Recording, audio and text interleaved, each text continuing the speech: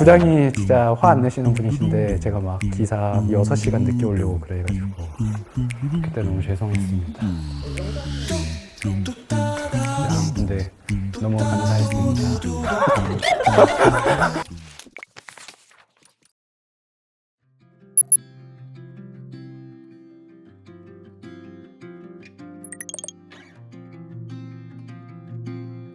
안녕하세요. 저는 한국일보의 김현종 기자라고 하고요. 2020년 12월부터 올해 상반기까지 기후팀에서 2년 반 정도 근무를 했고 현재는 국제부로 옮겨서 국제부 기자로 활동하고 있습니다. 안녕하세요. 저는 한국일보 기획영상부에서 일하고 있는 유수연 PD라고 합니다. 한국일보에서 일한 지는 3년 다 돼가고 있고 그전에는 계속 뉴미디어 안에서 일을 하고 있어요.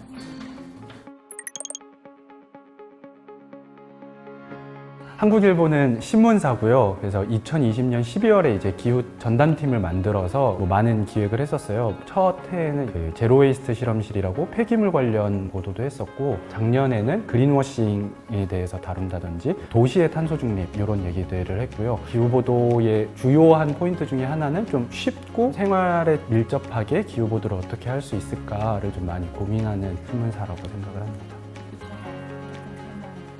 제로웨이스트 실험실은 저희 영상팀이랑 정말 많은 기획을 함께 했었는데요. 그때 진짜 일상에서 접할 수 있는 많은 플라스틱 용기라든지 이 플라스틱 용기가 왜 필요한지 이게 꼭 있어야 되는지 실험을 많이 다뤘고 실제로 변화를 일으킨 건도 있었어요. 홈런볼 트레이가 없어진다거나 카스타드의 트레이가 바뀐다거나 이렇게 저희 혼자 한 건 아니고 이제 환경단체에서도 힘을 이렇게 실어주셔서 그런 기획을 오랫동안 연재를 했었습니다.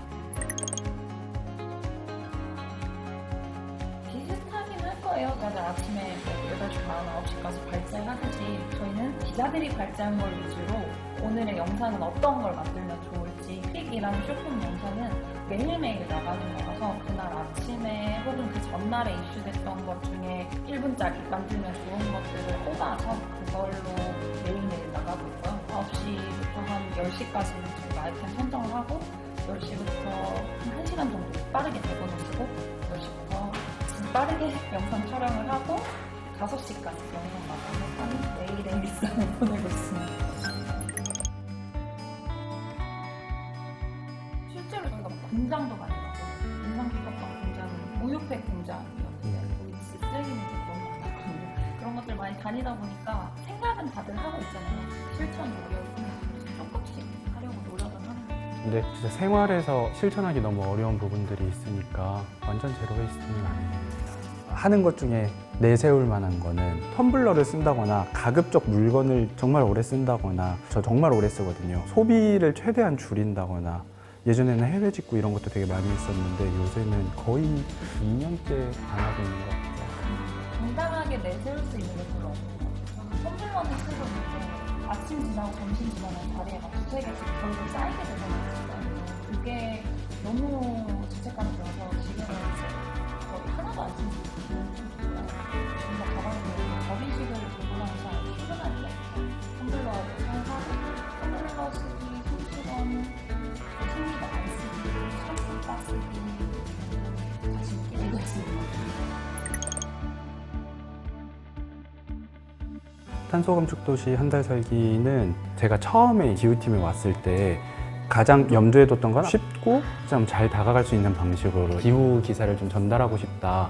왜냐면 그때까지 저도 기후위기에 대해서 잘 몰랐고 근데 들어와서 공부해보니까 되게 심각했어서 이거를 좀 어떻게 쉽게 풀 수 있을까 이런 생각을 했었고 시민단체분이랑 대화를 하는데 해외는 그 기후위기에 대한 일반 시민들의 인식 수준 또는 일반 사회에서 느껴지는 어떤 위기감의 수준이 되게 다르다는 거예요. 근데 저는 나가본 적이 없으니까 정말 그런지가 좀 의심스럽기도 했고 정말 그렇다면 그 위기감을 좀 한국 국내에 좀 전달을 하고 싶기도 해서 가고 싶었고 그리고 기왕 간다면 좀 이렇게 피상적으로 한번 보고 오는 게 아니라 거기서 정말 차분하게 그 상황을 지켜보면서 자세하고 디테일한 내용들을 전달할 수 있으면 좋겠다 그런 열망을 더해서 이제 이 한 달 살기라는 기획이 나왔습니다. 가면 좋지. 아니, 사실 근데 한 달씩이나 근데 저희는 기후대응팀이랑 계속 제로웨이스트 실험실부터 해가지고 계속 같이 협업을 해왔어가지고 너무 좋죠로 시작하긴 했어요. 근데 투자를 받아서 가는 건데 해외식이나 갔는데라는 말을 들을까봐 조금이라도 더 조금이라도 살려보려고 하고 그랬던 것 같은데 마감하기 전까지는 그 부담감이 계속 있었던 것 같아요. 저도 이게 한 달이나 가니까 막 국장 면담하고 그랬었거든요. 전 기자 2명인데 국장단은 4분 오셔가지고 막 한 달이나 가야 되냐 이렇게 하고 나니까 이제 그게 진짜 신경쇠약 걸릴 것 같은 거예요. 놀다 왔다는 얘기 안 들으려는 게. 거의 매일매일 일을 했어요. 현종 씨랑 같이 갔던 연구에서는 영상은 날짜별로 정리를 하잖아요. 제가 21일부터 28일까지 거기 있었는데 연구는 촘촘하게 다 있어요. 21, 22, 23, 24, 선배가 러쉬랑 나이키 매장 그 2개만 가면 된다 저한테 그랬는데 못 가셨어요 결국. 처음에 이제 사업했던 게 4월이었고 그때부터 이제 해외 취재 섭외하고 어느 나라 갈지 정하고 이 나라가 좋은지 자문 받고 뭘 보고 와야 되는지도 전문가들 자문도 받고 그래서 7월에서 8월 이 사이에 이제 출국을 했고 저희가 그 현장감을 좀 주고 싶어서 현지에서 바로바로 기사를 쐈었어요. 취재를 하면서. 그렇기 때문에 굉장히 힘들었는데 그리고 이제 쇼츠도 이제 바로바로 그때 쏘고 그때 한국에서 폭우가 그 해에 와가지고 막 강남역 잠기고 그 신촌에서 이제 반지하에서 돌아가시고 그랬었는데 그때 마침 저희가 뉴욕시의 그 치수 사업을 취재하고 있었거든요. 그래서 이거는 이번 주에 쏴야 된다 해서 막 PD님 막 밤새면서 막 쇼츠 만들어서 쏘시고 그렇게 하고 돌아와서 제가 처음에 기획을 낼 때 서울하고 이거를 비교할 거다 이렇게 내놔가지고 또 이제 서울에 정책 취재를 한 2-3달 하고 그러고 이제 12월에 기사가 나갔으니까 거의 장장 8개월에 걸친. 근데 사실 타지에서 생활한다는 거 자체는 저는 그렇게 힘들지는 않았는데 예를 들면은 인터뷰 세팅이 다 돼 있는데 그 사전 질문지를 보내달라 그래서 약간 공격적인 질문이 담겨 있는 질문을 보냈는데 다음 날 갑자기 아무 이유 없이 인터뷰가 취소된다거나 아니면 다 짜놓고 만나러 갔는데 그 사람이 이제 다음 달로 착각했다고 자기 휴가 갔다고 이런 경우가 있을 때 이제 한국 같으면 막 전화 통화해서 항의라도 하고 이럴 텐데 그런 게 안 되니까 거기는 완전 빌어서 인터뷰하는 상황이잖아요. 그런 게 좀 힘들었죠. 같이 베드를 타운에 있었는데 진짜 과장이나 이런 거 없이 불편한 점 없었어요. 엘리베이터 없는 건 조금 근데 저희는 2층이었거든요. 캐리어를 직접 들고 올려야 되는 거 그거 말고는 불편한 점 거의 없었고 에어컨도 없었고 그때 영국에 폭염이 온 직후여가지고 더웠는데 사실 그 건물 안은 거의 안 더웠어요. 그래서 따뜻한 물도 잘 나오고 그래서 이게 어떻게 되는가에 대해서 정말 많이 얘기를 했었거든요. 그리고 한국에서 할 수 있겠다라는 생각도 결국은 했던 것 같아요. 왜냐면 되게 많은 걸 기대하고 갔던 베드세트 타운인데 특별한 게 없었거든요. 벽을 좀 더 두껍게 만들고 태양광 패널을 설치하고 이건 쉬운 일이잖아요. 근데 그것만으로도 건물이 시원하고 통풍이 잘 되고 그렇게 할 수 있다면 우리나라도 충분히 할 수 있지 않을까? 이 생각을 했었어요. 덴마크에서 자전거도 이용을 해봤고 자전거 고속도로도 이용을 해봤는데 전혀 위험한 일이 없었고요. 왜냐하면 덴마크 코펜하겐은 사람 수보다 자전거 대수가 많은 도시라서 이 말인즉슨 그만큼 잘 만들어놨다는 거거든요. 자전거도 잘 만들어놨고 도로도 잘 만들어놨고 자전거만을 위한 도로가 우리나라만 이 정도 되잖아요. 그리고 덴마크는 차도 통만큼 있고 거기서 타고 있는 사람들이 정말 많아요. 진짜 상상 못할 만큼 너무 많아서 이거는 정말 좀 다른 세계다라고 생각할 정도로 많고 그들만의 규칙도 다 있어요. 좌회전할 때 우선을 진다거나 멈출 때 뒷사람 위에서 이렇게 해준다거나 그런 것들도 다 있었고 그러니까 위험할 게 사실은 하나도 없고 참 위험한 건 똑같이 난폭 운전도 있고요. 음주운전도 있고 그거는 차랑 똑같이 비교하면은 자전거 위험하지 않아? 라고 얘기하는 건 차 위험하지 않아? 라고 얘기하는 건 똑같은 거죠.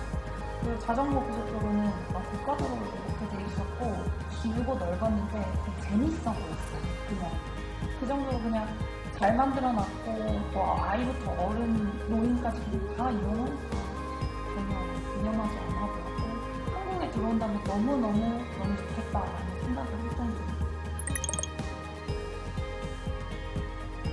예를 들면 뭐 이런 거 있었어요. 제가 배드제드 가기 전에 묵었던 에어비앤비가 있었는데 거기가 이제 에어컨이 없고 선풍기 진짜 조그만한 거만 있는 곳이었어요. 근데 어느 날 이제 잠을 자는데 너무 더워서 잠을 못 자겠는 거예요. 선풍기도 켜고 뭐 샤워도 하고 막 창문도 열고 막 그 냉방이 안 되니까 다음날 뉴스를 보니까 날이 너무 더워서 철도가 휘었다더라고요. 그러니까 영국은 그런 적이 없었던 거예요. 그날 지하철을 타는데도 막 거긴 에어컨도 없으니까 너무 덥고 그러니까 거긴 그게 대비가 안 돼 있는 거죠. 저는 덴마크에 있었고 좀 있으면 넘어가는 건데 런던에 40도가 넘었다 막 이런 기사 떠가지고 바로 연락을 했어요.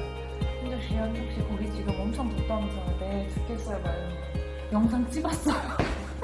이게 진짜 탈탄소리잖아요. 영상 맞아요. 찍었더니 머리를 굴리는 거예요. 줌으로 얘기를 했구나. 머리를 막 굴리는 거예요. 네?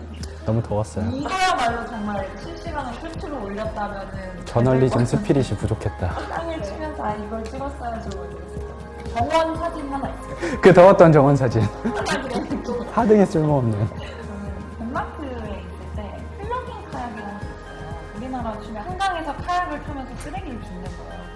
멀리 있는 거 집게도 주고 손도 주고 하는데 이게 그냥 헐만 되게 좋을 거라고 생각했는데 실제로 진짜 많이 하더라고요. 저랑 그 신혜정 기자님이랑 같이 탔는데 재밌기도 재밌었고 플러깅 카약이 유명하니까 사람들이 많이 하니까 쓰레기가 많지는 않았는데 유명한 관광지를 돌아다니면서 플러깅 카약을 탄다는 것 자체가 좀 신박하더라고요. 저희만 하는 게 아니었고 다른 팀도 하고 있었고 관광하는 보트 타신 분들이 신기하니까 막 인사도 해주고 하니까 기분이 좋고 저희가 딱 하고 나왔는데 그 쓰레기를 반납하고 그러면 사진도 찍어주고 했는데 그냥 관광을 하러 온 게 아니라 약간 뭔가 도움이 됐네 이런 생각을 하고 있었는데 저기서 덴마크 애들인 것 같은데 두 명이 와가지고 2시간 동안 카를 쓰레기 이만큼 가져온 거예요. 계속 지켜봤어요. 우리보다 많이 가져왔을까 그냥 경쟁 심리가 붙어가지고 카메라로 줌을 최대한 당겨가지고 봤는데 저희가 조금 더 낫더라고요. 거기서 약간 자존감 챙기고 있어요. 잘 읽히고 싶다. 그러니까 이게 전달됐으면 좋겠다. 이게 되게 컸었던 것 같고 그래서 쉽게 최대한 쓰려고 했었던 거고 그리고 처음에는 사실 브이로그 일기처럼 쓰려고 했었어요. 근데 제가 좋아하는 기사 스타일이 되게 경성이고 시리어스한 거를 좋아해서 자꾸 약간 그런 쪽으로 갔죠. 그래서 아마 톤이 처음에 좀 다르네 라고 느꼈다가 뒤 가면서 좀 이렇게 비슷해진 건 부장이 영향이 아니었을까. 부장이 정말 감각이 좋으시고 정말 좋은 부장이셔가지고 제가 이제 기사 올렸을 때 부장이 한종아 너가 쓰는 건 논문이 아니라 스토리텔링 디지털 기사란다 이러셨었거든요. 너무 감사했습니다.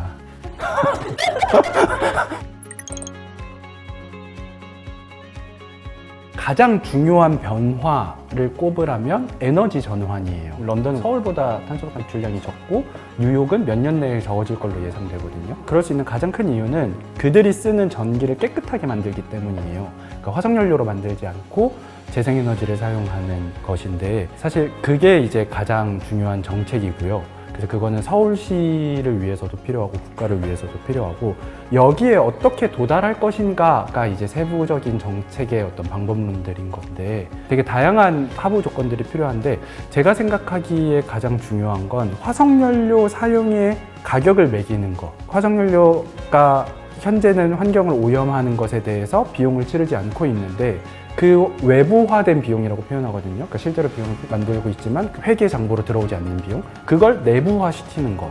예를 들면 배출권 거래제, 탄소 가격세, 뭐 석탄세 이런 것들을 시행하고 있거든요. 그리고 도시단에서는 건물 에너지 총량제. 건물이 에너지를 얼마 이상 쓰면 페널티를 매기든가 어떤 캡을 정해놓고 그걸 넘기면 가격을 부과하는 시스템이 그 나라들에서는 이행이 되고 있고 그게 가장 주요한 드라이브가 됐거든요.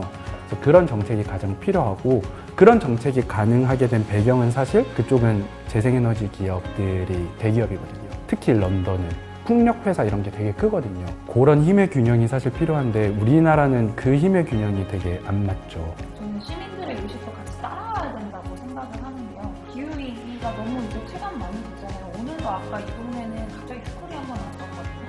전혀 기상청 예보는 아예 없었고 지금 우리가 체감하고 있는 기후위기가 있잖아요. 폭염도 그렇고 폭우도 환경도 그렇고 이게 다 기후위기의 연장선이고 이런 나날들이 점점 길어질 텐데 이제는 더 이상은 흑인도 살 수 없는 상황이 왔으니까 좀 더 봐야 된다고 생각을 하고 이런 측면에서 덴마크, 코펜하겐 있을 때도 그렇고 영국에 있을 때도 그렇고 확실히 좀 달랐어요. 주말에 잠깐 쉬는 날이 있어서 플리마켓을 갔는데 손뜨개로 만든 손수건 옷들을 구경하고 있었더니 덴마크에 진짜 할머니셨어요.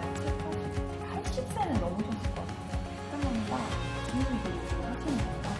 지금 기후위기가 있기 때문에 휴지는 그만 써야 되고 이만 손수건을 써야 돼서 내가 온 거야 라고 하시는데 약간 띄용한 거죠. 우리가 이걸 수행하러 덴마크에 온 게 맞긴 한데 그냥 지나가는 시민에게 수요일날 플리마켓에서 이런 얘기를 들을 줄이야? 라는 생각을 했거든요. 근데 대부분의 사람들이 다 그렇게 생각을 가지고 있어요. 그렇기 때문에 저런 거로도 잘 만들어 보는 거고 그리고 덴마크에 있는 어떤 회사분이 그냥 사담을 나눴는데 거기서도 그 얘기를 하시더라고요. 덴마크가 이렇게 기후 정책이나 탈탄소 정책에 앞서갈 수 있었던 이유는 이게 더 지적 가치가 아니라 자본주의적 가치가 있기 때문이다. 이 회사들이 주식이 더 잘 나가고 이런 얘기를 하시더라고요. 우리나라도 이렇게 가야 된다고 생각을 했어요. 일단은 도시락통은 도시락을 싸와서 뭐 야채 같은 거 싸와서 먹기도 하고 그리고 저는 이제 내근하니까 김밥 같은 거 사와서 이제 안에서 먹는데 그럴 때 이제 뭐 김밥 같은 경우는 이제 종이 포장되니까 그냥 갖다 먹는데 막 쫄면 같은 거 먹고 싶을 때는 이제 집에서 큰 통 가져와서 거기다 담아서 이제 먹고 약간 이런 식으로 하거든요. 텀블러는 사실 이게 막 환경을 위해서 쓴다기보다 텀블러를 썼을 때 이점이 되게 많아요. 저는 커피를 잘 못 마시는 편인데 커피를 하루 종일 되게 천천히 편하게 지하철도 타고 버스도 타면서 마실 수 있다는 이점도 있고 플라스틱 컵도 안 산 게 지금 얼마나 됐어요? 오늘은 부장이 먹자 그러셔서 저희 부장 무섭거든요. 그래서 어버버버 하다가 나가가지고 처참하다. 오늘 안 썼으면 그래도 꽤 길게 말할 수 있었을 텐데 오랫동안 안 쓰다가 오늘 썼다. 오늘 갖고 나가는 거 까먹었어요. 근데 다시 그거 가지러 가겠다고 말하기가 그래가지고 부장이 갑자기 이렇게 하고 있는데 가자 이래서 급하게 나가서 그럴 때는 안 먹으면 그때 맞아. 근데 또 막 부장이 커피 먹을래? 아, 전 안 먹겠습니다. 텀블러가 없어서요. 사실 그렇게 했어야 돼요. 진짜 편해요. 당연히 주거든요. 안전하진 않아서 아침에 살 때 여기에 담아서 올라가서 또 회사에 하나 있거든요. 커피를 먹고 있는데 물이 또 먹고 싶을 수 있어요. 가져와서 회사 가져와서 부어놓고 물을 플라스틱 테이크아웃 잔에 안 받으면 진짜 오래돼요. 손수건 쓰려고 노력을 하고요. 일단 텀블러 이렇게 들고 다니면 잘 생겨요. 그래서 보통 같이 들고 다녀야 되고 여름에 땀 많이 나고 하니까 들고 다니기 시작했는데 여름에 말고도 회사에도 가제수건 손 닦는 용 있거든요. 핸드크림 안 쓰려고 하고 화장실에 손을 씻고 털고 이렇게 와서 다리에 가서 닦아야 돼요. 들고 다니진 않으니까 다리에 이렇게 걸려요.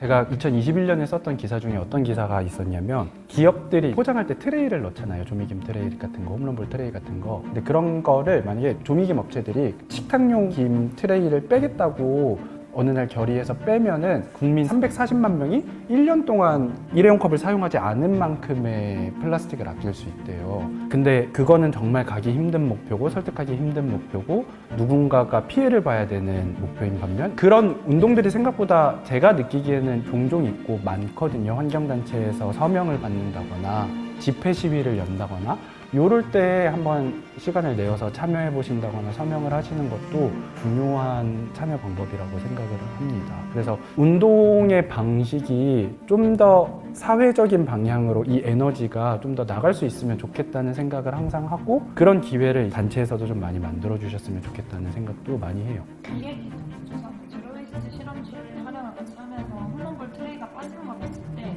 좀 충격이었고 신선한 충격이에요. 요구하면 기업이 바뀌는구나 이런 생각도 많이 들었고 최근에 무라벨 생수병 생기고 그리고 색깔 빠진 페트병들도 계속 생기고 있는 거 보면은 소비자가 요구하면 기업들은 눈치를 볼 수밖에 없다고 생각을 해요. 좀더 자연스럽게 요구를 할 수 있는 방법들이 많이 생겼으면 좋겠다는 생각을 하고요.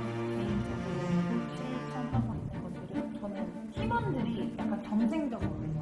그게 좀 재밌는 부분인데 요즘은 다 텀블러를 쓰다 보니까 누구 한 명이 오늘의 현종 씨처럼 아침에 플라스틱을 가져오잖아요. 그러면 이렇게 되는 거예요. 그래서 놀림 당하는 사람도 화를 내고 이게 아니라 오늘은 없었어, 오늘 안 가져왔어 이렇게 재밌게 혹은 또 재밌지만 경쟁적으로 그렇게 하다 보니까 재밌더라고요. 그냥 이 자체가 실천하는 것도 서로 잠시는 아니지만 좀 즐기면서 하니까 재밌었고, 저희 팀원들 중에 기자분들 한 분이 매일매일 실천하는 저희를 보면서 그냥 장난으로 오늘 에코마일리지 5점 이런 식으로 얘기하는데 그것도 사실 재밌잖아요. 그렇게 일상에서 재미있으면서도 실천하는 것들 그런 것도 하나씩 늘려가는 그런 것 같아요.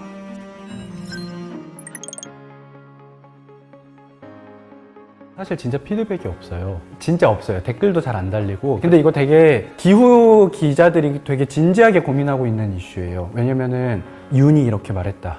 뭐 여사님이 이렇게 활동했다. 이러면 이제 막 조회수가 폭발하고 막 댓글이 막 달리는데 이런 기사는 정말 반향이 없고 어떤 반응도 없고 이러니까 어둠 속에서 혼자 외치고 있는 것 같은 느낌이 되게 많이 들고 그게 스스로를 되게 좀먹고 깎아내리고 힘든 측면이 있거든요. 그래서 이런 자리가 있으면은 저는 되게 감사하고 기쁜 마음으로 와요. 근데 진짜 맞아요. 영상도 마찬가지예요. 그렇게 조회수가 잘 나온 것도 아니었고 심지어 그 초반에 만들었던 베드덱이나 덴마크 코펜하겐에 있는 코펜일이라든가 그런 거는 세 자리 조회수가. 그래서 평균 조회수가 네 자리 수는 됐는데 그 친구들만 저희 지금 아픈 손가락으로 남아있는 친구들이거든요. 기후위기가 심각한 거를 모두 알고는 있지만 흐리름을 하는 상태니까 쉬려고 들어온 유튜브에서까지 그걸 보고 싶지는 않은 것 같더라고요. 그런 마음이 뭔지는 알고 있지만 혹시 말대로 어둠 속에서 혼자 너무 짠다는 느낌, 그런 느낌 받을 때도 있는 것 같아요. 기후 영상을 만들다 보니까. 그렇습니다. 구독, 좋아요. 원론적이지 않은 기사, 그러니까 기후 기사로 예를 들면 이런 기사들 되게 많아요. 정말 선언적으로 전기차 타는 게 화석연료 차 타는 거랑 상관이 있을까? 이러고 멈추는 기사. 아니면 뭐 종이 빨대 쓰는 게 플라스틱 빨대 쓴다고 뭐 얼마나 더 좋을까? 이러고 멈추는 기사. 중국이 내뿜는데 우리가 안 한다고 괜찮을까? 이렇게 끝나는 기사들이 있는데 사실 더 깊이 들어가서 끝까지 파헤치다 보면 그걸 조사한 사람들도 다 이미 있고 그 안에서 발견해낼 수 있고 설득할 수 있는 부분들이 있거든요. 예를 들면 중국은 지금 세계 최대의 재생에너지 설치 국가이고 거의 전 세계가 만들고 있는 그 재생에너지 설비의 절반을 중국이 만들고 있고 중국이 석탄을 동시에 엄청나게 늘리고 있기도 한데 어떻게 해결해야 되는가에 대한 논의들도 굉장히 많고 그걸 위해서 되게 고군분투하고 열심히 머리를 싸매고 있는 연구자와 환경운동자들, 정치인들이 있는데 그런 모든 것들을 다 덮어버리고 중국이 뽑으면 뭐 약간 이렇게 끝나버리는 건 너무 기사답지 못하고 불성실한 기사인 것 같고 그거를 이제 끝까지 헤집고 들어가서 모든 자료를 찾아서 그래서 어떻게 될 건데에 대한 결론을 내줄 수 있는 기사가 좋은 기사 아닐까 그런 생각합니다. 제가 이 일을 시작한 게 2016년 11월 광화문부터 시작을 했거든요. 시국이 굉장히 어수선할 때부터 시작을 했는데 진짜 짧은 영상부터 길면 20-30분짜리도 만들기도 하고 그랬는데 만드는 사람부터 진심이어야 되게 좋은 기사, 좋은 영상인 것 같아요. 실제로 제가 아니란 생각을 가지고 만드는 영상을 보면은 끝까지 갔을 때 저도 다시 안 보게 되더라고요. 그냥 그거는 그냥 만들고 만 거죠. 그땐 말로 저는 대사를 얘기를 하는데 그렇게 만드는 게 아니고 처음부터 끝까지 계속 진심이어야 하고 기획일 때도 내일이라고 생각하고 내 것이라고 생각하고 최선을 다해서 만들면 좋은 기사, 좋은 영상이 생각합니다. 어딘가에서 읽어주고 계신 독자님들이 계시다면 정말 감사하고요. 그 존재를 저희한테 알려주셔도 좋을 것 같습니다. 저는 들어온 지 그렇게 많이 된 건 아니니까 한국이고 밖에 있을 때부터 정말 독자였는데 저도 그렇게 표현을 하는 독자는 아니었거든요. 그래서 굳이 샤이 한국일보일 필요는 없으니까 좋은 기사도 많고 좋은 사설도 많고 늘 그렇게 생각한다. 어딘가에서 보시다면 나 여기 있다고 당근을 흔들어주시는 게 저의 힘이 됩니다.